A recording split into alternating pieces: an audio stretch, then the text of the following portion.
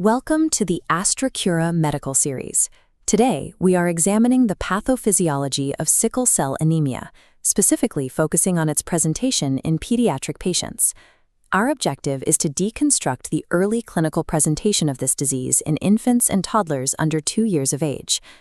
This animation shows the core hematological defect: healthy biconcave red blood cells flowing smoothly through a narrow capillary suddenly deform into rigid, sharp, sickle-shaped structures. This morphological change immediately disrupts normal hemodynamics. The inflexible cells create microscopic obstructions throughout the vasculature. Despite this cellular defect being present from birth, systemic physiological symptoms remain masked during early infancy. This protection is provided by the persistence of fetal hemoglobin, which prevents the sickling process within the newborn's erythrocytes. As the body transitions from fetal to adult hemoglobin production, this protective shield dissolves.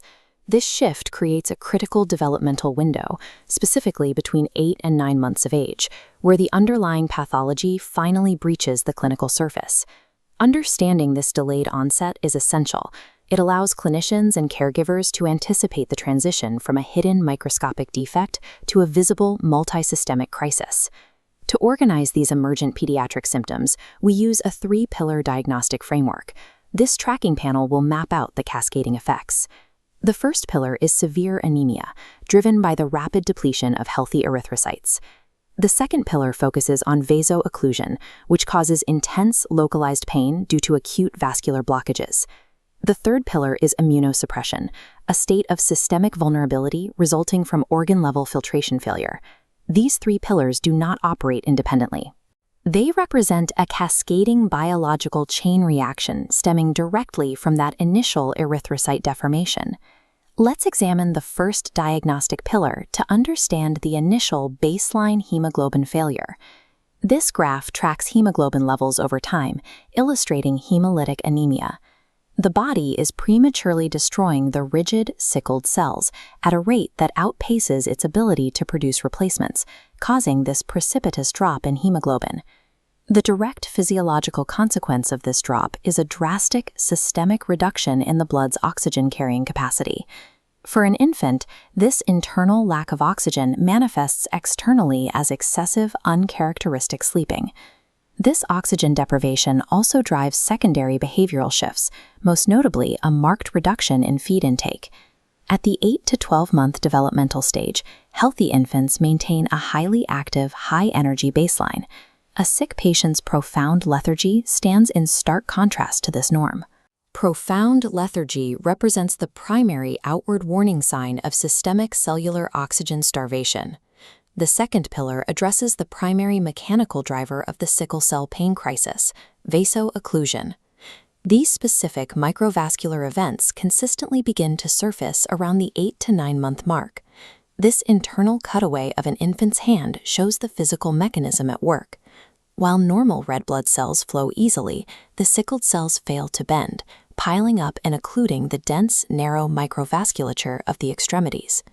This localized physical blockage completely cuts off oxygen to the surrounding tissues, triggering a severe inflammatory response. Clinically, this resulting acute swelling of the fingers and toes is known as dactylitis.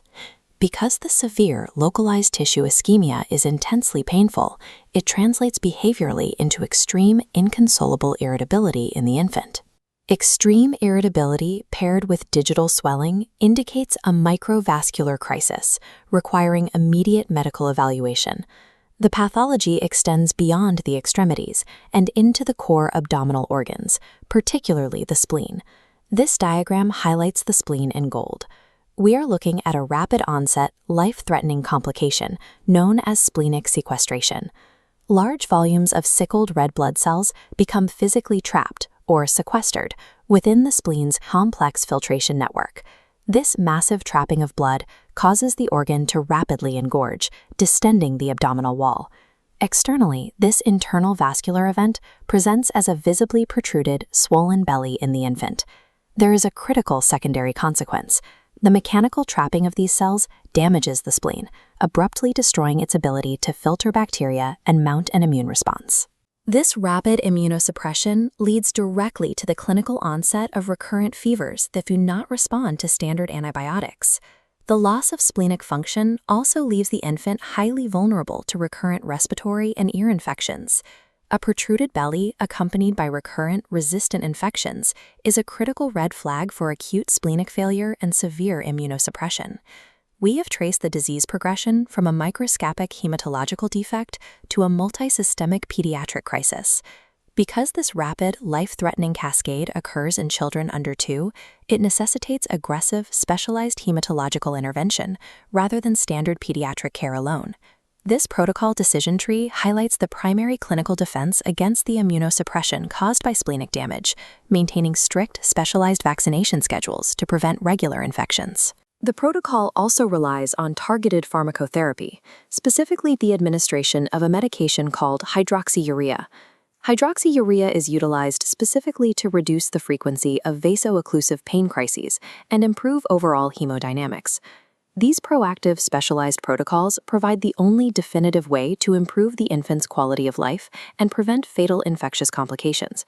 Parents and caregivers must consult a pediatrician or pediatric hematologist immediately upon observing any of these early triad signs.